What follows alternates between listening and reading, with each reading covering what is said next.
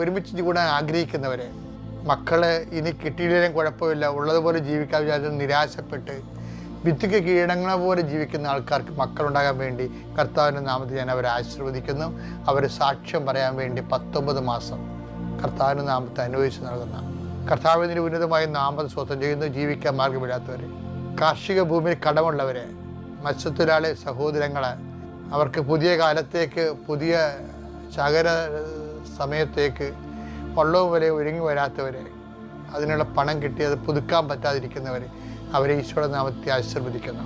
വേണ്ടത്ര തൊഴിലാളികളെ കിട്ടാത്തതിൻ്റെ പേരിലും, തൊഴിലാളികൾ തൊഴിൽ വേണ്ട പോലെ ചെയ്യാത്തതിൻ്റെ പേരിലും കമ്പനിയിൽ നഷ്ടത്തിലേക്ക് കൂപ്പുകുത്തുന്നവരെ, അവിടെ പോരായ്മകൾ എല്ലാം കുടുംബത്തിലുള്ളവരുടെയും ഷെയർ ഹോൾഡേഴ്സിൻ്റെയും പടലപ്പിണക്കങ്ങളും തൊഴിൽ കുത്തുകളും മൂലം ചില ആൾക്കാരുടെ തലയിൽ വന്ന് വീണിട്ട് അവർ ഉത്തരം പറയേണ്ട അവസ്ഥ വന്നിരിക്കുന്ന അവസ്ഥകൾ, അതിൽ നിന്ന് എങ്ങനെ കരകയറുമെന്നറിയാൻ പറ്റാതെ വിഷമിക്കുന്ന ഒരു കർത്താവിൻ്റെ നാമത്തിൽ ഞാൻ ആശ്രയിച്ചുകൊണ്ട് യേശുവിൻ്റെ നാമത്തിൽ അവരുടെ സങ്കടങ്ങളെ, അവരുടെ ഭാരങ്ങളെ വിടുതൽ ചെയ്യുന്നു.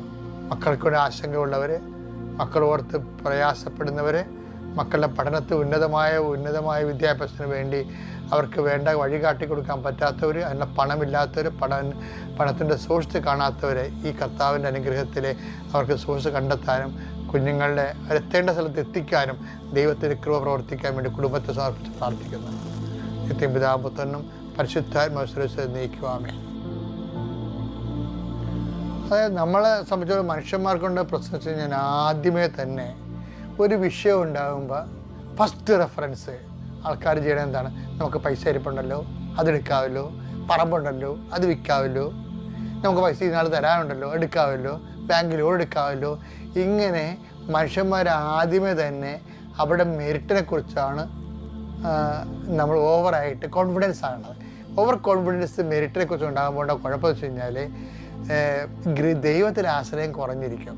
അതിൻ്റെ ഒരു ജീവിതത്തിൻ്റെ അപകടമാണ്. സംഖ്യ 14:6 ദേശം ഒറ്റുനോക്കാൻ അതുപോലെയുള്ള ദേശങ്ങളില്ല, ഒറ്റുനോക്കാൻ വിട്ടാണ് ആൾക്കാര്. നൂനിന്റെ മകൻ ജോഷുവ ഉണ്ടായിരുന്നു. യെഫുന്നയുടെ മകൻ കാലേബ് തങ്ങളുടെ വസ്ത്രം കീറി. വസ്ത്രം കീറാൻ കാര്യം അറിയാവോ? ഈ അവര് 3ഉം 5ഉം ഒക്കെ ആയിട്ട് 2 ഒക്കെയാണ് പോയത്. 3ഉം 2ഉം 5 അങ്ങനെ 5 പേരുടെ 2 ഗ്രൂപ്പാണ് റിപ്പോർട്ട്